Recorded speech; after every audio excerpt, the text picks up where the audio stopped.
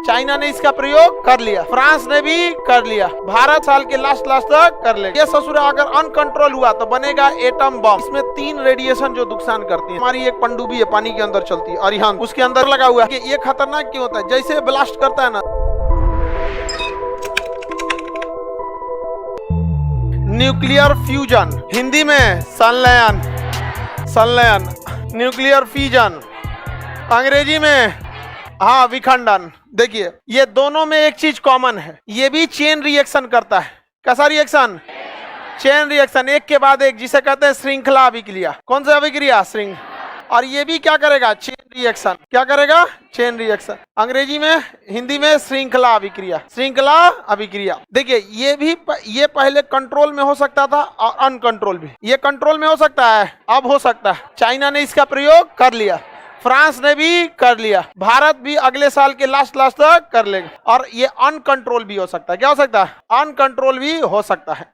और ये वाला भी, ये कंट्रोल हो सकता है और अनकंट्रोल भी हो सकता है, अनकंट्रोल भी हो सकता है। ये ससुरा अगर अनकंट्रोल हुआ तो बनेगा एटम बम। क्या बनेगा? Atom bomb. और ये अनकंट्रोल हुआ तो बनेगा हाइड्रोजन बम। कौन सा बम? Hydrogen bomb. Hydrogen bomb.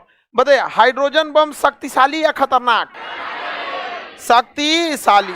इसके पास पावर तगड़ा होता है, खतरनाक नहीं होता। और ये कैसा होता है?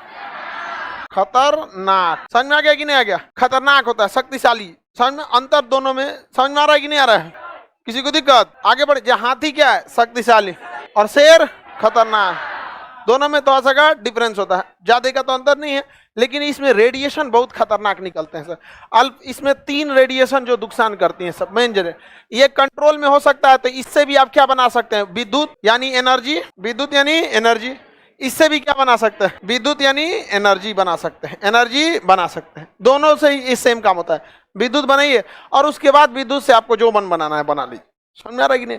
जैसे हमारी एक पनडुब्बी है, पानी के अंदर चलती है, अरिहंत उसके अंदर रिएक्टर लगा हुआ है, विखंडन पे काम करता है, वो एनर्जी बनाता है, 35 किलोवाट बिजली बना देता है। पटना की जरूरत है लगभग 25 किलोवाट। इसका जरूरत कितना? हाँ पूरा पटना।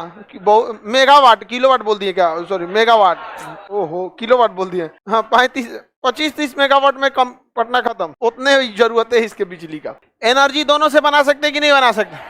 ये बहुत ही ज्यादा क्या होता है? शक्तिशाली। और ये बहुत ज्यादा खतरनाक होता है। यहां तक तो बता ही दिए थे आप लोगों को। देखिए ये खतरनाक क्यों होता है? जैसे ब्लास्ट करता है ना, जैसे मारेगा, ब्लास्ट करेगा सबसे पहले यहाँ पे, तो इसमें इसके साथ कई सारी चीजें आने लगती हैं। सबसे पहले निकलेगा ससुरा एक्सरे। क्या निकलेगा? एक्सरे। हम लोग 20 रोंटजन के एक्सरे को बर्दाश्त कर सकते हैं। एक्सरे का मात्रक रोंटजन होता है। ये फिजिक्स में पढ़ा दिए थे, वेब चैप्टर में याद कीजिए, पढ़ा दिए थे ना। तो रोंटजन होता है, हम 20 रोंटजन झेल सकते हैं। 20 रोंटजन पे भी बहुत नुकसान करता है। डॉक्टर हम लोग का 6 रोंटजन पे क्या करता है? एक्सरे कर। यहाँ ससुरा 250 रोंटजन निकलता है। हम लोग कितना झेल सकते हैं? आई कितना निकलता है? मारेगा, आपका हड्डी गला देगा। यहाँ एक्सरे लगेगा ना तो आपके शरीर के अंदर का सारा सिस्टम काम करना बंद कर देगा। तो एक्सरे, और दिखेगा ही नहीं एक्सरे। आप कहेंगे ओ दे परमाणु बम फूट लो, बगल वाला देखा एकरा का हो गई लो, कहेगा रे हम मर गिलो रे। दूना मर के अपने आत्मा से बता देखता हमारे शरीर वा दूर से कैसे लगतो। समझा कि नहीं? अचानक तो वो दिखता नहीं है आपको। आप वो फिल्मी वाला बम मत समझिएगा कि आग लग गया चिल्ला रहा है मामा ठाकुर। वो पेट्रोल बम नहीं है, नहीं समझे? ये रेडिएशन वाला बहुत खतरनाक। ये इसके बाद आता है गामा रेज। कौन सा रे? Gamma ray. आपको पता है शरीर में सबसे गहराई तक कौन जाती है? कौन रे? Gamma ray. आपका शरीर का हड्डी गुड्डी सब छेद छत के चल गए। आदमी उठाना पड़ता है इसे छाइटी में, जैसे गोबर उठाता है। चलो चचा, पूरा खत्म कर देता है मार और के परमाणु बम। अच्छा, इनकी गति भी देखिए प्रकाश की चाल से। आपको पता है एक्सरे प्रकाश की चाल से चलता है। टॉर्च जलाने में कितना टाइम लगता है? फटाक से जलाएं, पहुंच गया 1 सेकंड में 3 लाख किलोमीटर। समझ में आ गया कि नहीं गया? और गामा रेज की भी गति प्रकाश के बराबर। यही 2 मेन तबाही मचाते हैं। इसके बाद क्या होता है ना, शॉक वेव उत्पन्न होता है। वेब चैप्टर में भी पढ़ा दिए हैं शॉक वेव। कौन सा वेव? शॉक वेव, प्रघाती तरंग। देखिए आपको भी पता है शॉक वेव क्या है। देखिए कोई भी चीज कब लड़खड़ाती है, शॉक कब लगता है? जैसे हमारी दौड़ने की क्षमता है 20 के स्पीड से या 30 के स्पीड से, तो हमको अगर कोई धक्का दिया पीछे से 10 के स्पीड से, तो हम नहीं लड़खड़ाएंगे, क्योंकि हम उसे बैलेंस बना लेंगे। अगर कोई 30 से ढकेला तो भी हम नहीं लड़का हमारी क्षमता से ज्यादा ढकेल दिया ना तो हम लड़खड़ा जाएंगे इसे, क्योंकि उससे तेज हम नहीं जा सकते थे। तो हमारे अगल बगल में जो वायु है, ये वायु है या फिर ध्वनि तरंगे है, ये 330 मीटर पर सेकेंड की वेग से ही जा सकती, इससे ज्यादा नहीं जा सकती है। और अगर कोई चीज ब्लास्ट करता है बहुत ज्यादा मात्रा में तो अचानक वो यहाँ की हवा वगैरह को क्या करता है, ढकेलता है। अचानक क्या करता है, ढकेलता है। और उस ससुरा इतना तेज ढकेलता है कि उस सबको उतना तेज चलने के लिए बने ही नहीं थे। तो क्या होता है, एकदम शॉक उत्पन्न हो जाता है। क्या उत्पन्न हो जाएगा, शॉक। और वो इतना शक्तिशाली होता है, किसी भी चीज को ध्वस्त कर देता है। तो ये शॉक वेव आके बिल्डिंग वगैरह को क्या करती है, गिरा देती है। शॉक वेव बिल्डिंग को क्या करती है, गिरा देती है। यहाँ पे पूरी तरह से टेम्परेचर लगभग 300 डिग्री सेल्सियस हो जाता है। कितना, 300 डिग्री से। पानी कितना डिग्री पे रहता है, 100 डिग्री सेल्सियस पे क्या होता है पानी, अभी कितना कर दिया।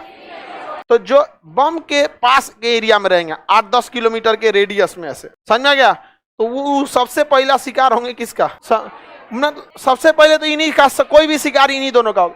लेकिन ये उनको जला के क्या कर देगा, खत्म कर देगा। तो जो पास के एरिया में पकड़ा गए, 10 किलोमीटर के रेंज में क्या हो गया, पकड़ा गए, उनको तो जल के मरना है। और जो पास के एरिया में बिल्डिंग पकड़ा गया उनको शॉक वेव से। अब बाकी आप अगर 70, 80, 100 किलोमीटर भी दूर है ना, तो ये देख रहे हैं एक्सरे वगैरह निकल रहा है, समझ में आ रहा है ना, एक्सरे और गामा रे जा रहा है यहाँ पे। ये आपको तो चौपट करेगा ही और डीएनए को भी चौपट कर देगा। अगर बच गए तो बाल बच्चा जो होगा उसके अंदर अपंगता आ जाएगी वहां पर। तो ये बहुत ज्यादा क्या होता है, हानिकारक होता है।